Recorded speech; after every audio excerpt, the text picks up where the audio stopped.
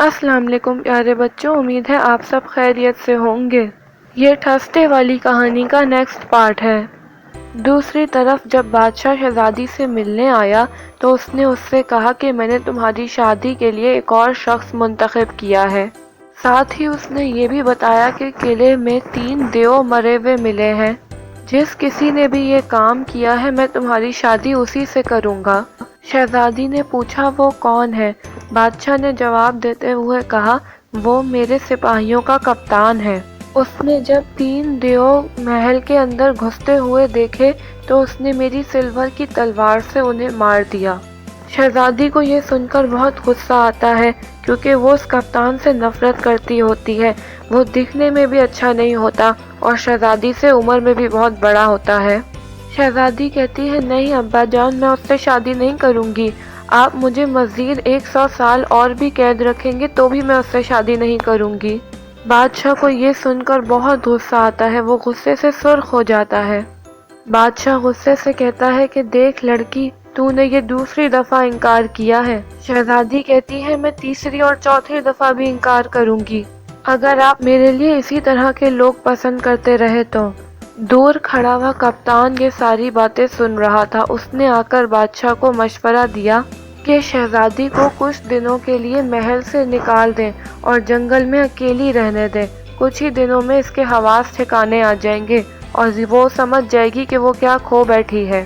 بادشاہ نے کپتان کے مشورے پر عمل کیا اور شہزادی کو محل سے نکال دیا، اور اس کی سزا میں یہ بھی شامل کیا گیا کہ جو کوئی بھی مسافر اس کے پاس آئے گا اور اس سے پناہ لے گا وہ اس کی مدد ضرور کرے گی۔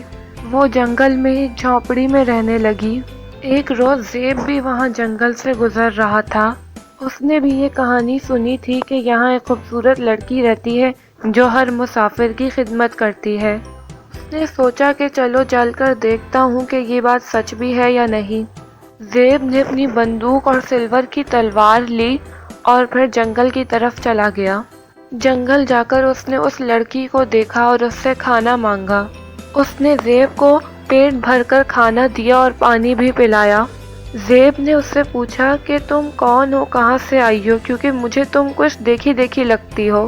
شہزادی اسے اپنی ساری کہانی سنا دیتی ہے، لیکن ابھی وہ اپنی کہانی سنا ہی رہی ہوتی ہے کہ زیب ایک دم بولتا ہے کہ ادھر وہ کپتان نہیں میں تھا۔ شہزادی ایک دم خوش ہو جاتی ہے کیونکہ اسے زیب پسند آ چکا ہوتا ہے۔ پھر زیب اسے وہ سلیپر، وہ رومال اور وہ سلور کی تلوار بھی دکھاتا ہے۔ یہ سارے ثبوت لے کر وہ زیب کو اپنے ساتھ لے کر محل کی طرف چلی جاتی ہے۔ محل جا کر وہ بادشاہ کو سارے ثبوت دکھاتی ہے اور بولتی ہے کہ کپتان جھوٹ بول رہا تھا۔ بادشاہ ان دونوں سے متاثر ہو کر ان دونوں کی شادی کر دیتا ہے۔ پھر زیب اپنی خوبصورت بیوی کو لے کر اپنے امی ابو کے پاس واپس چلا جاتا ہے اور انہیں بتاتا ہے کہ وہ کیا کیا ایڈونچر کر کے آیا ہے۔